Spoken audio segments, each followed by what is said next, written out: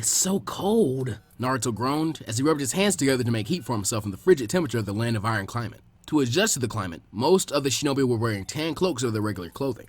Naruto, on the other hand, had opted to merely switch his short-sleeved blue shirt under his windbreaker to a long-sleeved one with extra padding. Was it warm and comfy? Yes, it was, but then again, this was a harsh winter climate.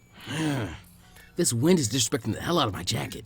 Team 10 was in the midst of a convoy of Leaf Ninja heading towards the exams in the foreign country. There were 21 Leaf teams that were traveling to take part, all in all making 63 Genin from the village heading out to try and get themselves promoted. If that was what the Leaf was sending, then who knew how many others the rest of the villages would be sending? Ino rolled her eyes as she watched Naruto pop a cigarette in his mouth and light it up. "What?" he said in response to her reaction. "It's freezing out here. Let me get a little bit of heat. We all can't afford those nice little ponchos, you know. I've got bills to pay." From over elsewhere, Kiba took a whiff of the air and smirked. "Kurenai-sensei, Naruto's smoking again." Kurenai turned her gaze over to Naruto, who wasn't even trying to hide the fact that he was smoking. As he looked over at her red-eyed glance, he gave her a deadpan look. "What are you gonna do in the middle of nowhere, Kurenai-sensei? Are you gonna maybe smoke a ton of them again?" He let out a chuckle. "I might like that, actually." Asuma smacked Naruto on the back of his head and tried to alleviate the situation. In vain. But trying should count for something. "Kurenai, he doesn't smoke that much. Seeing him have more than one every few days is rare. It's more of a comfort thing than anything else." He didn't add that Naruto was merely subsisting off the cigarettes that Kurenai had bought to teach him a lesson, as he hadn't bought a single pack himself. As funny as that would be to see the expression on her face, it wouldn't make anything any better. "Besides, it is colder than hell out here." Naruto shoved Kurenai's disapproval of his smoking to the back of his mind. It was kinda her fault anyway. Not that he was complaining, he didn't hate it. The Genin traveling that he knew of, not counting his team, were Sasuke, Sakura, Choji, Kiba, Hinata, Shino, Lee, Neji, and Tenten. That would be a stiff enough challenge, but then there was the fact that there were 51 others from his village alone. His heart started to beat a little faster just thinking about it. Kiba grabbed Naruto in a pseudo headlock as Akumaru yapped on top of his head. "So, you ready to get dusted off in the exam?" "Whatever," Naruto muttered as he freed himself and kept walking along, blowing smoke into the air. "You're gonna be going home a little earlier than me if you're unlucky enough to go up against me. I'm at the top of my game for this one." "You think you can beat me?" Kiba growled at him while Akumaru yapped at Naruto from the top of Kiba's head. "Me and Akumaru would tear you apart. You're still the dead last of our class for a reason, you know." Naruto normally would have been all up in arms about the whole dead last thing, but why would he be? From the looks of the other Genin that weren't his team or Team 7, who knew better than to assume that Naruto was weak due to his graduation placement. Hearing Kiba call him out for being the dead last of the year made them feel safe with him in the running, that he was easy pickings. If any of these people here were as good as Haku, then why were they still Genin? And if they weren't, then he could beat them. Asuma picked up Naruto by the back of his windbreaker and deposited him on his opposite side, away from Kiba. "Knock it off, you two. Man, exams haven't even started yet and you're all fired up." Ino took this moment to chime in. "How is that surprising, Asuma-sensei? This is Naruto after all. He probably jumps out of bed in the morning ready to go like a hummingbird. But then again, that's our Goldie-kun, isn't it?" She finished, pinching Naruto's cheek teasingly. Naruto growled and positioned himself away from her in the procession, not needing anyone to see his cheeks redden as he slipped back out of sight of his team. He didn't care if he was out of their sight or not. It wasn't like he'd lose them. He could locate them in his sonar jutsu. Ino was with Asuma, arguing on and off with Sakura about Sasuke. Shikamaru was the Choji, and that meant they were all around the rest of Team 7, who was also near Team 8. The rookie Genin were sticking together for the time being, easy to locate again when he needed to get back. Though the thing about Hinata looking at him must have meant she could see how awesome he was. She was trying to find a weakness in his greatness before she even needed to face him. Good for her to know a powerhouse when she saw one. He respected that. "How have you been, Hinata?" he asked her suddenly, getting an eep out of her. He had just gotten through messing around with Kiba, almost resulting in physicality, and Shino creeped him out. If Hinata was one of the rookies here, then she was pretty much the only one he hadn't spoken to yet. "I'm fine, Naruto-kun," Hinata said quietly, so much so that he had to strain his ears to hear her. Why was he talking to her? He never did before out of the blue, but maybe since they had more common ground, he thought it would be a good idea to. Of course, she knew already that when it came down to it, Naruto was exceedingly friendly and easily bored, so it might have just been a combination of that. What about you?" she asked, pointing at his uncloaked person. "Aren't you cold?" "Nah," Naruto replied confidently before a wind blew through the camp that nearly froze him solid. "Whatever gave you that idea? I'm good," he said, doing his best to keep his teeth from chattering. He made sure to turn away from her when he blew out his smoke, since after being hit once by Ino after blowing smoke in her face, he learned to not ever do that again. Hinata was about to reply when she was cut off by Kiba shouting to her. "Hey Hinata, you should get away from Naruto and get back over here. Don't you know secondhand smoke is still harmful?" he joked, getting a satisfying growl that he heard from a distance out of Naruto. "I wasn't even breathing in her direction, dog breath. I don't breathe smoke on other people." Naruto snapped back, shaking his fist angrily at Kiba. Hinata giggled at how offended Naruto seemed by Kiba's words. "Naruto-kun is very considerate," she said before realizing that he was now looking at her, bringing a cherry red blush to her face as he made eye contact. "I have to go now, Naruto-kun," she said, fidgeting with her fingers before moving back towards her team. Naruto squinted his eyes at her back as she left, scratching his head. Strange girl. With a shrug, he kept walking through the massive Guinea moving route to the host village of the tuning exams.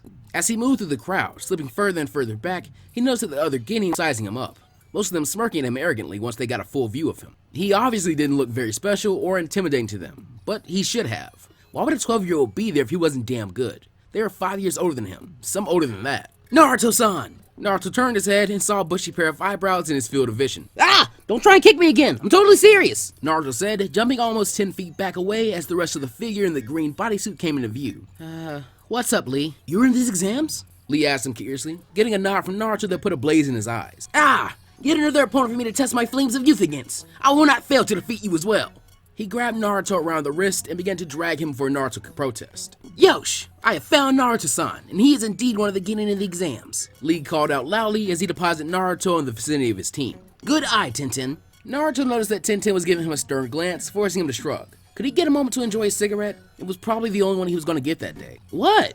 Was I supposed to tell you I was going to be doing this? Yes! She said in return. Why? Naruto said, blinking in confusion. Besides, ever since I went to your store, I've been busy. That was my day off. When was I supposed to find you anyway? Before she even tried to answer that well-posed question, a seemingly larger version of Lee positioned himself between Naruto and Tintin, giving Naruto a smile that, much like Lee, seemed to shine, which was funny because there was no sunlight peeking through the cloudy skies of the Land of Iron. I see that you're familiar with my splendid team of Ginning students. Naruto wasn't really listening, however. Instead, opting to stare at the eyebrows that were on the man's face. Holy crap, what the hell do you have to eat to get eyebrows like that? Someone needs to tell me so I can stay the hell away from it. He was so engrossed in wondering how both Lee and this random sensei of theirs both had massive eyebrows that he didn't pay attention to what the man was saying, only noticing when he stopped talking, prompting him to try a response. Yeah, sure, whatever you say. Excellent! The man said, scaring Naruto into standing up straight. I, my guy, will be eagerly waiting to see how you measure up to my youthful team, Naruto-kun. Lee stepped in front of Guy, tears streaming down his face. Oh, Guy-sensei! You're a shining example of just what a true shinobi should be. Oh, Lee! You make me so proud to be your sensei! Guy responded, crying just as heavily. Guy-sensei! Lee! Guy-sensei! Lee! Guy-sensei! Tintin's eyes widened as she seemed to know just what was about to happen.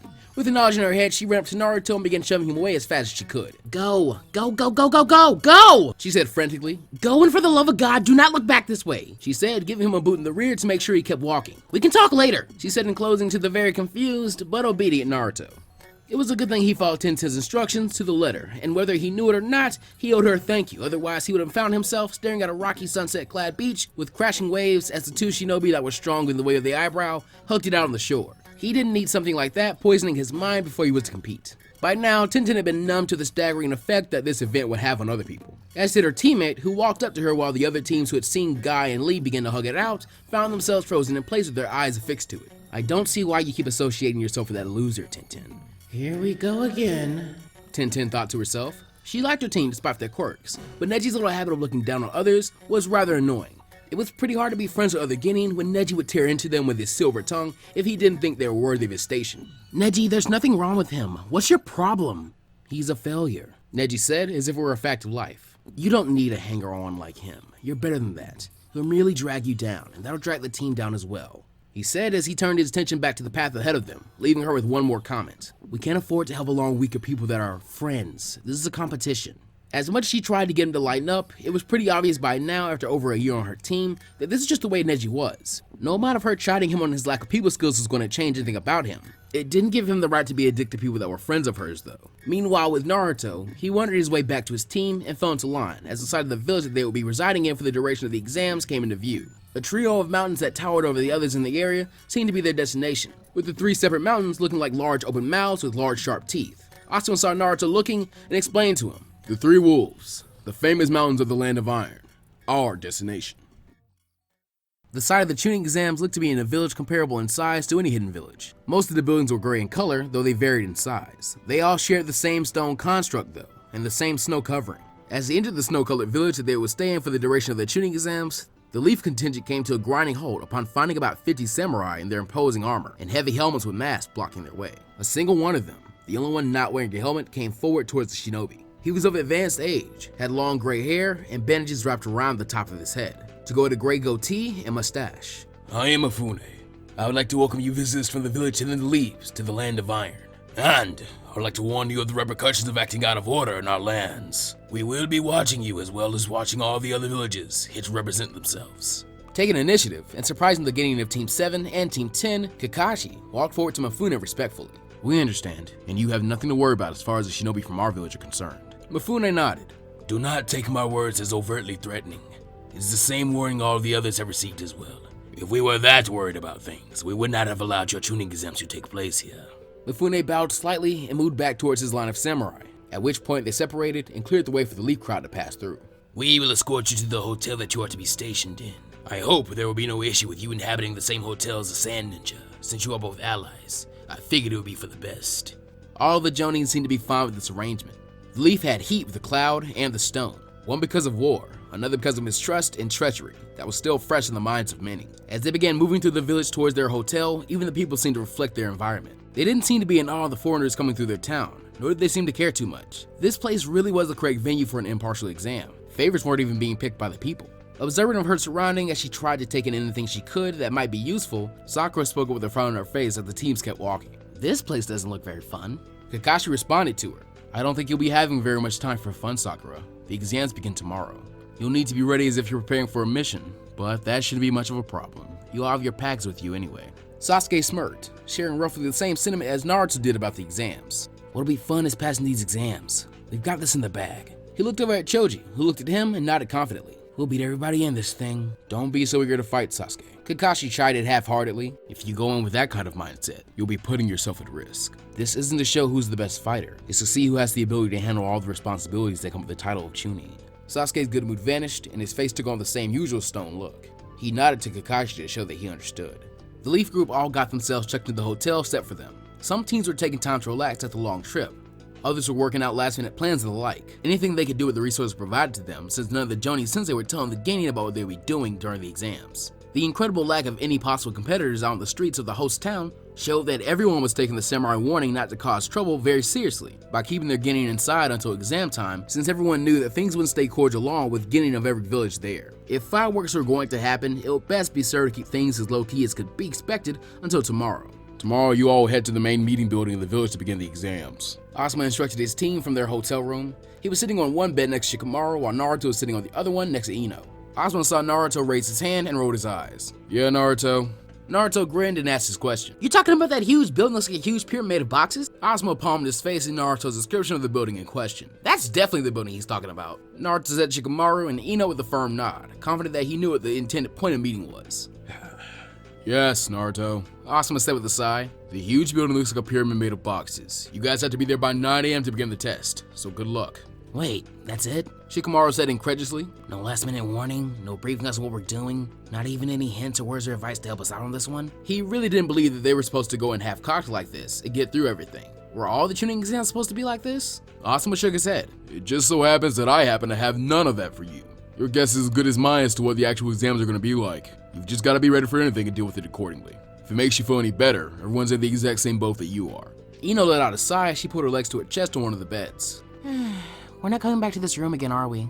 she asked before thinking of something else. "What will you be doing the whole time while we're gone?" Asuma pointed to himself, getting nods from all of his Genin. "Well, that's easy. I'll be sleeping, smoking, betting with the other Jonin sensei on you guys when I can, and just doing nothing of real importance, really." "And trying to hit on Kurenai sensei."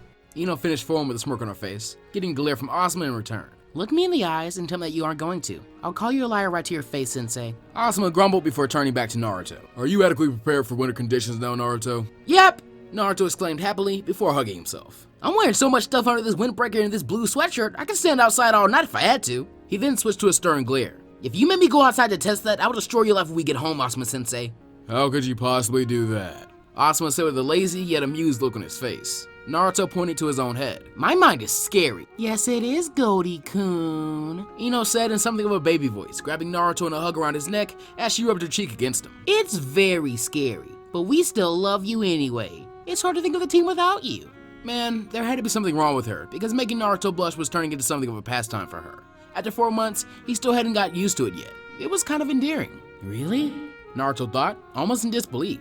Naruto wasn't the kind of guy to throw around the word love, even though he knew it was totally platonic. He didn't doubt that Ino cared to an extent, or else she probably wouldn't hug him the way she did. Not that he minded her hugs too terribly, by the way. What did he look like? Still, no one had ever said that to him meaning it in that way before.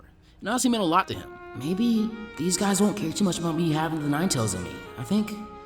Maybe I should tell them later, after we're done with all the tuning exam stuff. He thought with a smile on his face. Shikamaru shook his head with no shortage of amusement on his face. As troublesome as Ino just made it sound, she has a point. As loath as I am to be here, I really don't feel like getting beat up or killed. Good thing you're supposed to be at the top of our game, huh? Asuma stood up and made to leave the room with a smile on his face. Get your stuff together for tomorrow.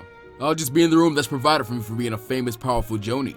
He felt Ino glaring at him because she had to share a room with two boys, while Asuma apparently got his own. Not that he cared. As long as she stayed out of his head with that jutsu of hers, he was fine. Ino switched off her glare with a sigh as Asuma left the room. Oh well, she said before returning her attention to squeezing the uncomfortable guinea she still had her arms wrapped around. At least I get my blonde teddy bear for the night. And with that, she had to hold back a laugh as a red-faced Naruto began to try and struggle to escape her grasp. Couch! Couch! I'll take the couch! Naruto exclaimed in vain, with Ino seemingly having an iron grip on him from behind. If Jiraiya were there at the moment, he would probably give Naruto a thumbs up. As a matter of fact, he was absolutely sure he would be after all the run-ins he'd had with the man in the past week. Shikamaru! Make her let me go! Shikamaru stared at him for a moment before blinking and laying down in his bed, turning his body away from Naruto and Ino. Nah, I need my chakra for tomorrow. I'm not a walking battery like you are. You'll be fine. Ino, let go! Naruto shouted as he tried to wriggle free. If Jiraiya had seen him trying to actually get out of Ino's grasp, he probably would have kicked him for it. Why did she like messing with him so much?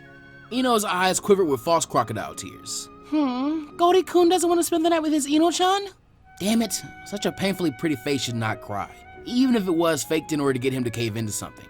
I thought we had something special. So easily flustered. How could Ino pass up such a target? And besides, despite having everything as ready as they could make things, she still had nerves about tomorrow's exam. It was just some harmless messing around. She would only have so much longer to find it effective before Naruto became immune to her playing with him. And admittedly, she would miss it. Because with Sasuke, it was like throwing yourself at a brick wall. At least Naruto responded. And it let her know that she was rather pretty to get something like that from him. She never said it out loud, but it was nice. But she just had to break him out of that being so timid thing. Stuff like this had happened hundreds of times already. One would think he'd be used to it by now. At least his face wasn't so red anymore, but he was still struggling. Ino, we should be resting for tomorrow, he said lamely. Man, even he knew how much that excuse sucked. Since when did he have to rest for anything? And we will rest, she replied, falling backwards with him still in her grasp, making him lay down as well. You're going to rest right here with me. Consider it training. She got his disbelieving look and with a huff blew a bang out of her own face. What exactly are you gonna do if an enemy Kunoichi pulls this kind of stuff on you, Naruto? It's for your own good, you know? You've got no blush when it comes to girls. Whatever, Naruto grumbled. I do too. Trust me, hanging out with Jiraiya Sensei for most of the week was, well, I don't think I can repeat it out loud. And hearing what you wish Sasuke would do to show you how much he really loved you. After saying that, Naruto had to block a dry heave, as if Sasuke would ever say any of that stuff Ino thought about regularly. I think I have the general idea. Besides, it's just you. No one else could make me even flinch. He finished confidently, although that confidence broke to confusion when Ino seemed to hug him against her tighter. Oh, I knew you loved your Ino-chan. Does Goldie-kun want to kiss her being such a sweetie? Ino's teasing came back full force once again, big doe eyes and all. Yeah, no, now let me go! Naruto cried out, wishing he could reach his hands to form the Shadow Clone hand seal. Maybe some extra manpower would get him free. Shikamaru rolled over in his bed and rubbed his eyes. Both of you pipe down. I'm trying to get some shut-eye over here. He complained, yet he didn't lift a finger to assist Naruto, and then things there. Shikamaru, a sleeping contradiction. The next day, Assembly Hall. Shikamaru let out a massive yawn as he and his team walked into the massive building intended to test their capabilities. Why'd you wake us up so early, Naruto? Bossman said we didn't have to be here until 9. Naruto looked over at the lazy guinea with a twitching eyebrow. It's 8:30, exactly, Shikamaru said, taking in the grand looks of the hall they had just walked into. It had many pillars, and the place looked like it was made of marble. And then, his eyes locked onto all the others that were already there as well as them. Oh, hell. Ino just blinked at the pure sight of all the humanity in the room. Head count? Good luck with that, Naruto said, having stopped trying to count all the people that were just standing around the massive front room of the main building of the village. I don't even count my own clones. Do you really think I'm about to stand back and count all these people out? He let out a short chuckle. It doesn't matter, because they're all going down anyway. Ino frantically shushed him, noticing that a few eyes cut towards him when Naruto said his last sentence. Are you trying to get them to kill us for this thing if it starts, Naruto? Her eyes panned over the room. The insignia of the leaf on their headbands were only a small amount of what she saw. Cloud, stone, mist, and sand, and there are villages I can't recall out for the exams too. Naruto nodded sagely as he took in the information from Ino. More victims. He was then wrapped hard enough to snap his head down. Ow! Naruto was saved from Ino's verbal wrath by the arrival of another fellow rookie team. Man, this is a big-ass room. Look at all these people. Team 10 turned around to see Team 8, heading right for them as they hadn't gone far into the room before they had initially come to a stop. Kiba and Akamaru looked more excited than ever to be there. Check it out, Akamaru. Victims from all over the world. He then noticed Team 10 standing in front of them, putting a smirk on his face. And from home, too. From within Kiba's jacket, Shikamaru yapped. Before Naruto could loudly begin an argument with Kiba, a calmer voice broke into the scene. Kiba took the words right out of my mouth. And with a turn of their heads, both rookie Leaf teams turned to see Team 7, led by Sasuke, walk up to them. Shikamaru turned his eyes towards Ino and prepared to plug his ears to stave off the squeal of Sasuke-kun from his female teammate. But for some reason, that never came to pass, something that seemed to confuse Sakura too, as she had been prepared to come to her Sasuke's defense from the blonde harpy that used to be her closest friend, putting her off slightly when nothing happened. Sasuke looked over at Naruto and let off a smirk similar to the one from Kiba. I'm looking forward to beating you again, loser. Naruto would have felt put off by that if he had indeed lost to Sasuke in the Land of Waves, but because he knew he had done a magnificent job, light years ahead of how he would have done when he was still in the academy, as far as he was concerned, he had won that little fight, and he'd only gotten better since then. And I'm looking forward to marking the bottom of my shoes into your face again, bastard, he said with a grin. Ino slapped Naruto on the arm and put her hands on her hips. What did I tell you about provoking people? Don't pick fights for no good reason. That's not the smartest thing to do, Naruto. Naruto grumbled and crossed his arms, turning away from Sasuke. Fine, whatever. You ain't bossy of her twin that I thought you'd be, you know that? He said, harking back to when he called her his blonde twin as a joke, getting him another playful knock in the arm. Over in a certain part of the room, there stood a team from the sand, consisting of an older girl with her hair in 4 spiky pigtails, and a light purple garment that extended to her knees and cut low around her shoulders, revealing the mesh clothing she wore underneath. An older boy, wearing a black bodysuit and a hood that looked like it gave him cat ears to go with the face paint that he had on as well. And the last member was a boy that looked to be around the age of the Leaf Guinea. He had messy red hair, dark circles around his eyes, and the red kanji for love on his head, and wore a black bodysuit with short sleeves and a white cloth over his right shoulder, a leather band over his left shoulder that had a large gourd over his back that also had his headband tied to it, and black pants. The boy with face paint glared over the Leaf rookies, wanting to spit on the ground in front of them. Stupid brats, they're just wasting space. All they're gonna do is help someone else along that doesn't deserve to be here. Calm down, Kankuro, the girl with pigtails said. Don't get Gaara agitated with your complaining, she said, shooting a quick look at the smallest member of their team. We'll just have to walk all over them when the time comes, won't we? There aren't any trees to uphold in these exams. Kankuro, Tamari, the smallest of them said, his eyes not looking anywhere interesting in particular. Be quiet. Kankuro held back a gulp and nodded. You've got it, Gaara. In a separate area, leaning against one of the great white pillars, there was also another team glaring at the new Guinea of the Leaf, but for objectively different reasons than from the team from the Hidden Sand. This team was from the Hidden Stone instead. Look at those tree-hugging bastards, one of the Stone Guineas said. He had a black faux hawk and wore red overalls with a gray shirt underneath. They think a bunch of baby-faced runts theirs can take on experienced Guinea, especially a hardened team of the Hidden Stones. Another one of them, a Guinea with a shaved head and long brown poncho, who also wore long black gloves, noticed something else of substance about the Leaf rookies. Most notably a few members of Team 10, something that made his blood boil at the sight of it. Look at that punk in the orange, Masaru. You too, Jun. Who does he look like? The third member of the squad, Jun, was wearing a red long-sleeve shirt with a stone insignia on it, along with brown pants. He squinted and looked at Naruto and went wide-eyed. Whoa, he looked just like that Namikaze guy. And that girl has blonde hair and blue eyes too. A smirk crossed his face as he looked towards the second Stone Guinea that seemed to be seething at the sight of Naruto. So are we going after them, Hisashi? The very first chance we get, Hisashi muttered lowly, his eyes never leaving Naruto's person. The guy looks like he jumped right off the page of a textbook. It looks like a cheapified version of Namikaze Minato, the Hidden Stone's most infamous butcher.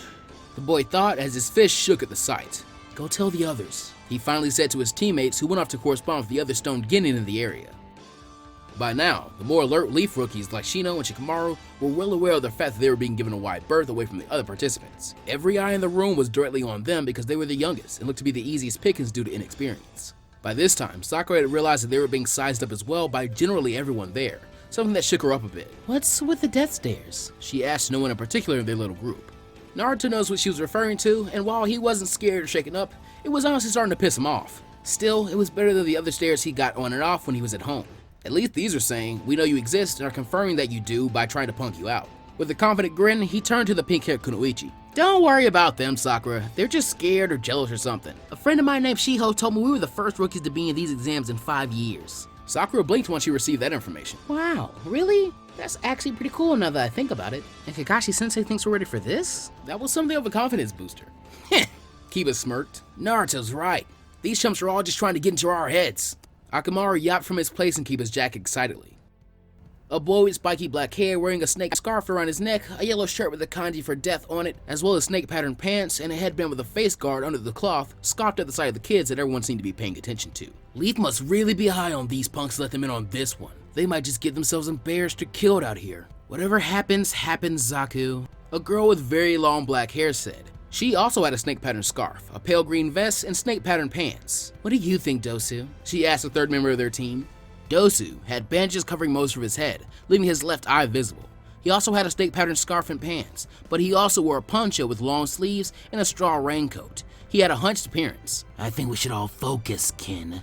There's no need to worry about the runts. They'll just get themselves put out of this anyway. See to it that none of us wind up in the same predicament. Man, you kids sure know how to attract attention.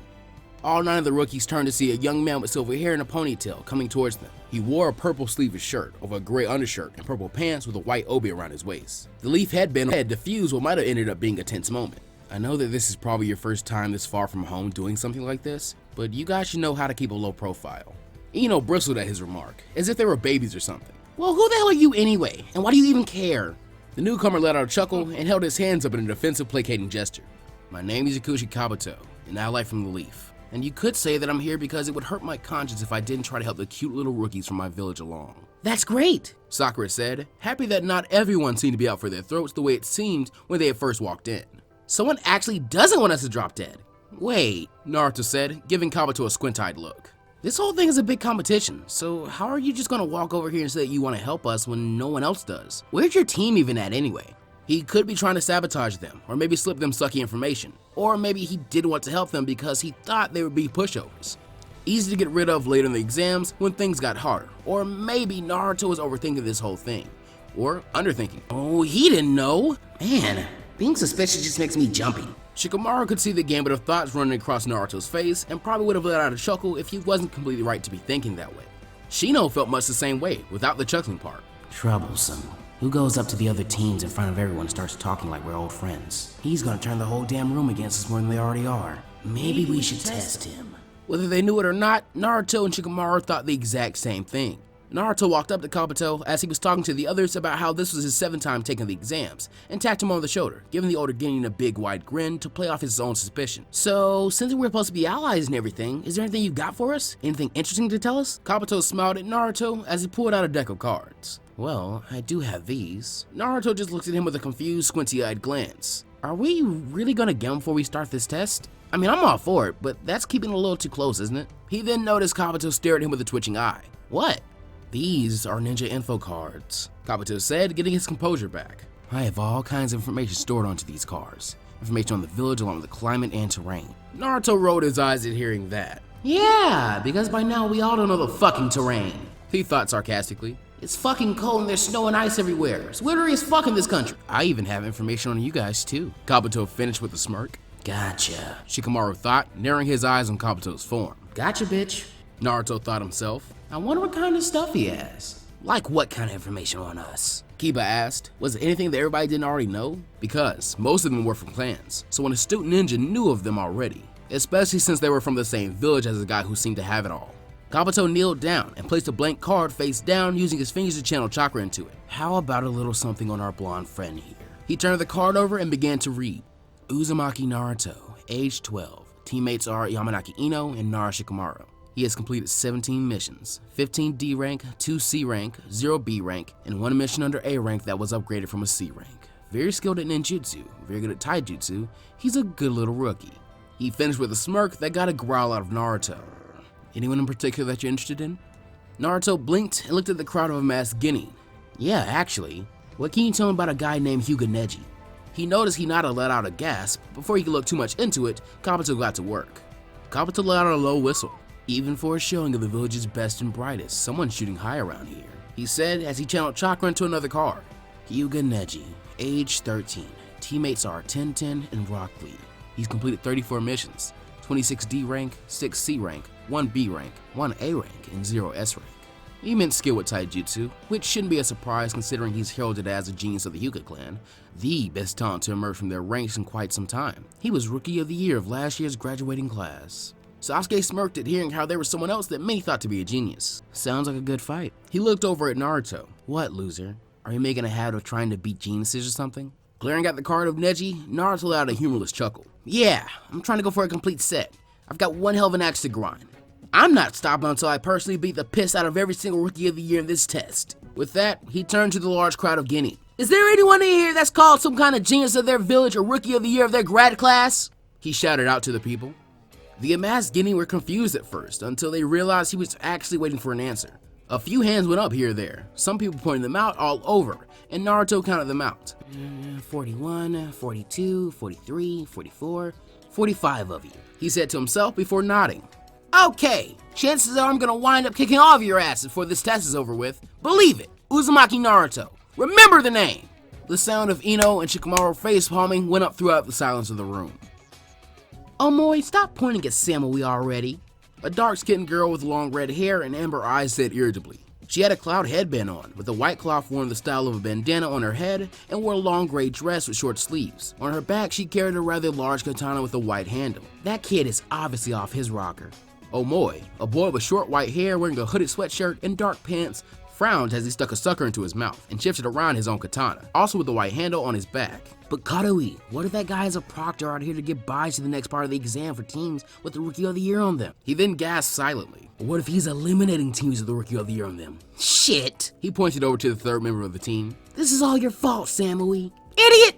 Kadoi said as she hit Omoi over the head. That's completely asinine. Samui, a girl with neck-length blonde hair and sharp blue eyes, simply looked over at Naruto, who was done with his little outburst. She wore a low-cut gray blouse that did very little to hide her impressive bust for a girl her age, a short skirt in a darker shade of gray, and high-heeled boots. Horizontally on her back, she had a tanto strapped to her person. You two are seriously going to argue over something a blowhard kid said? That's really not cool, she said calmly. Still, that name, Uzumaki, seems very familiar for some reason. For a few more minutes, the teams were all in a glorified standoff mode until the massive set of doors at the farthest end of the room opened up wide enough for a person to walk through. A tall, dark-skinned man with shaggy white hair and a laid-back look on his face walked into the main meeting room. He wore a high-collar sleeveless black zip-up shirt and black pants with a hidden Cloud Village white flak jacket. On his right and left shoulders, he had tattoos of the kanji symbols for water and lightning. The man stopped in his tracks and looked over the room full of international Guinea. There are now 158 teams comprising 474 Guinea, 63 from the Leaf, 66 from the Stone, 48 from the Mist, 102 from the Cloud, and 51 from the Sand. And the rest of you know how many of you there are here. Sorry guys, I'll just get to the point. He gestured towards the hall they were in. Welcome to the tuning exams. This is your shot. Trying to inspire the brats, Mr. Darui? A gruff voice said as heavy footsteps rang out. Through the open door, a large, imposing man with a leaf headband and a full bandana style on top of his head walked out. He wore a black uniform underneath an open black trench coat that he currently had his pockets in. All right, punks. Shut up and listen. As I've just said, my colleague from the clown is named Darui.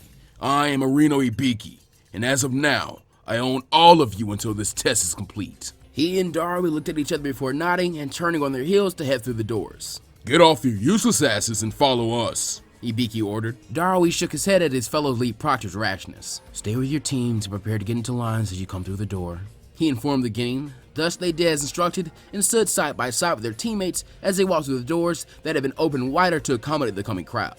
As the teams entered through the doors, they found themselves standing in a very long corridor with multiple doors, lining the walls of both sides, each with a number pinned to it, and with tuning of multiple nationalities standing guard in front, one on each door.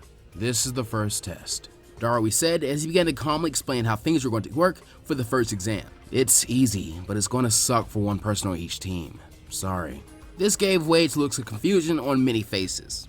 You will all be given a password that will open the door to your room from the outside by way of the proctor standing out front. 2 of each team will be posted in the room, while the third man will be in the room across the way. Ibiki gave the gang a manic smirk that unnerved many of them.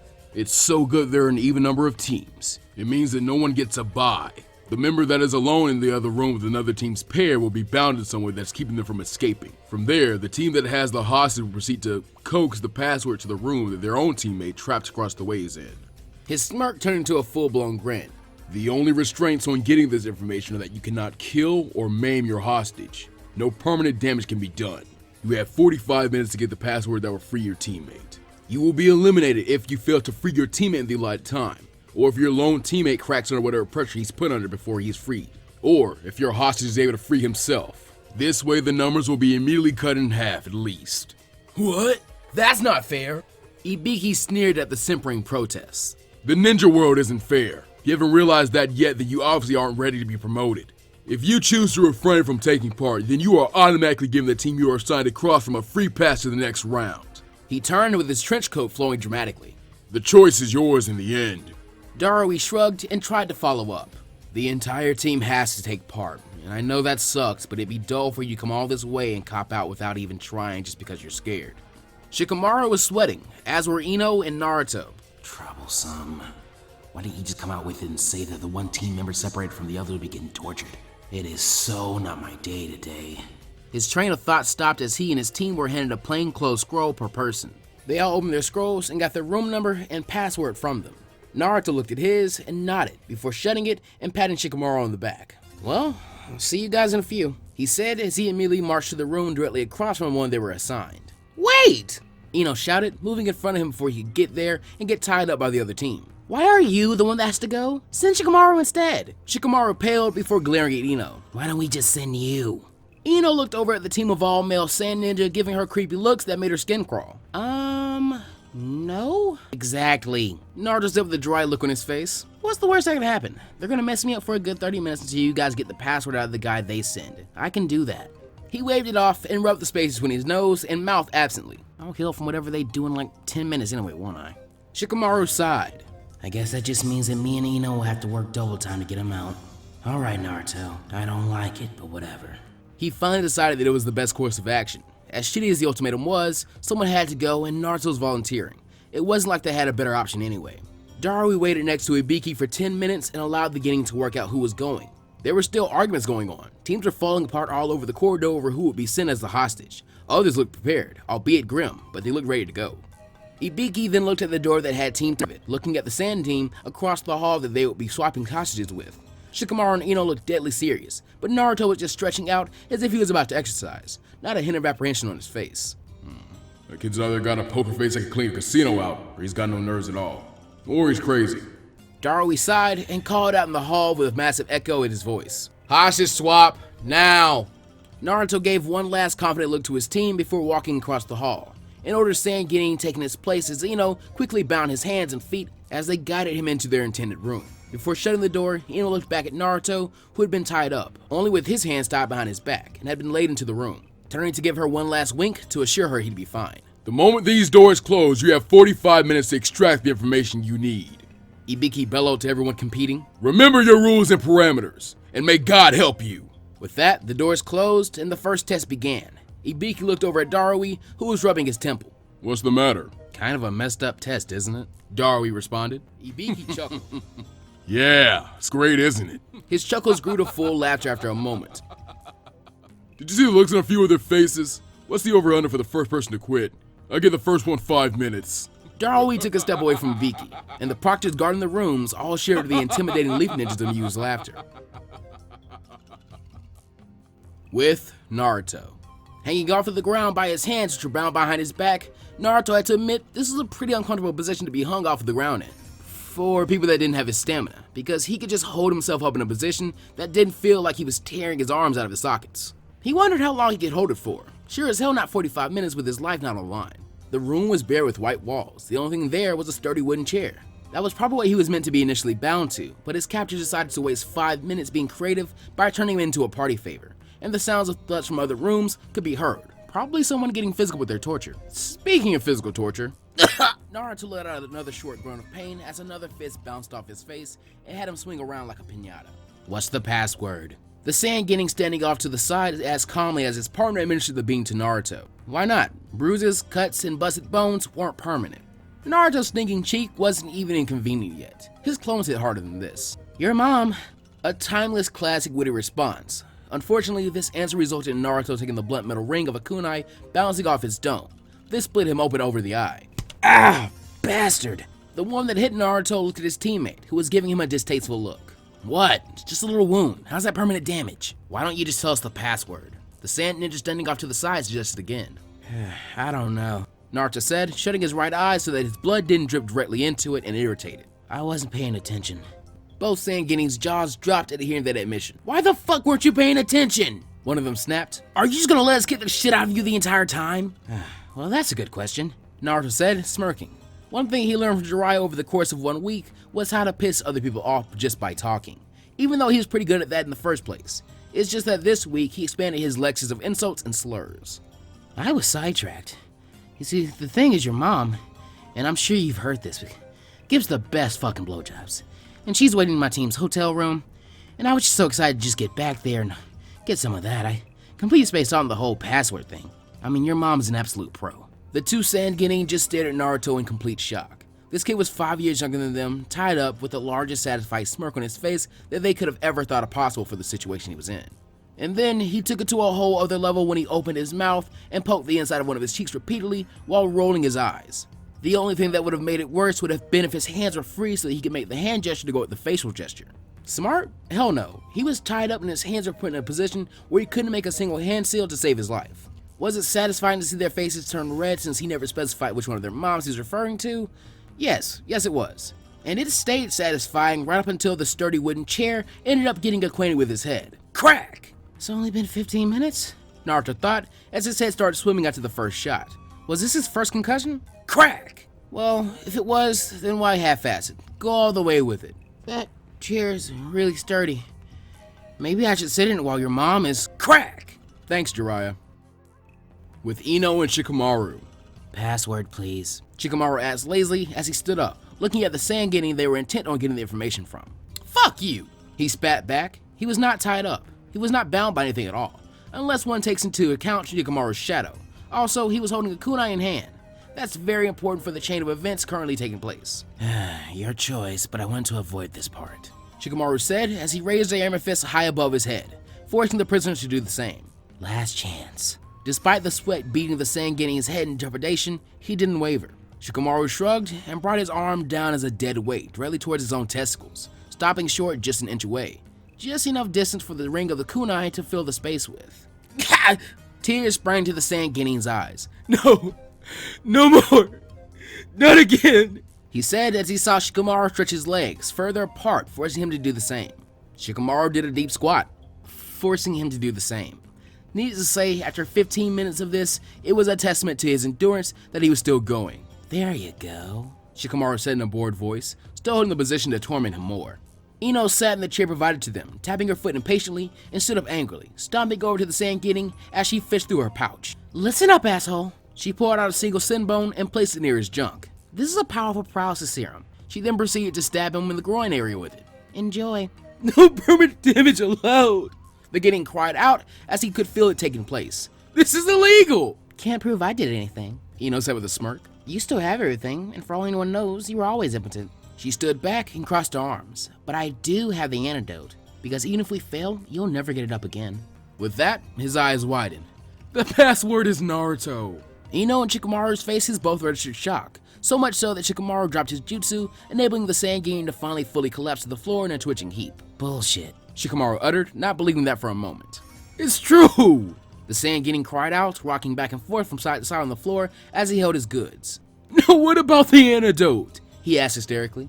It'll wear off in a few hours. There is no antidote, Ino said snappishly as she walked outside, rather angry. That's some kind of messed up joke. After all of that, all we have to do is say Gotokun's actual name to get him out? What the fuck? She marched up to the proctor guard on the door, forcing him to back up at how angry she seemed. Naruto, she said simply. You pass, the tuning proctor said in response as he turned to unlock and open the door up. Whoa, he said once he opened the door. Ino looked inside and had to blink at what she saw. Wow. Hi, Gotoku.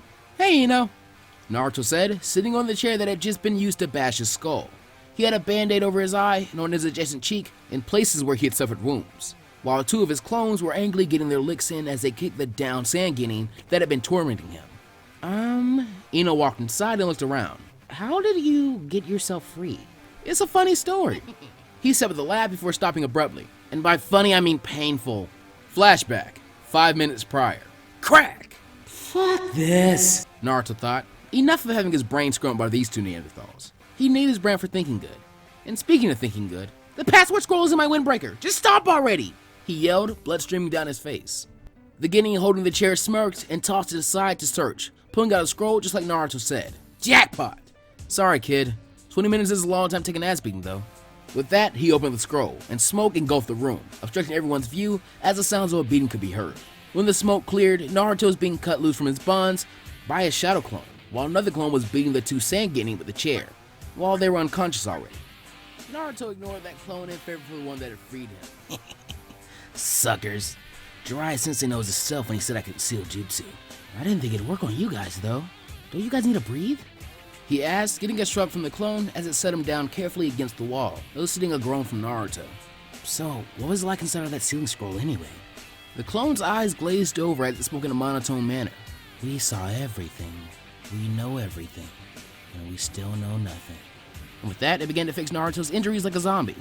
Naruto just stared at his clones. One clearly had developed manic claustrophobia issues due to the aggressive beating it was still doling out to his captors, while the other one went insane inside the scroll due to whatever the experience was like.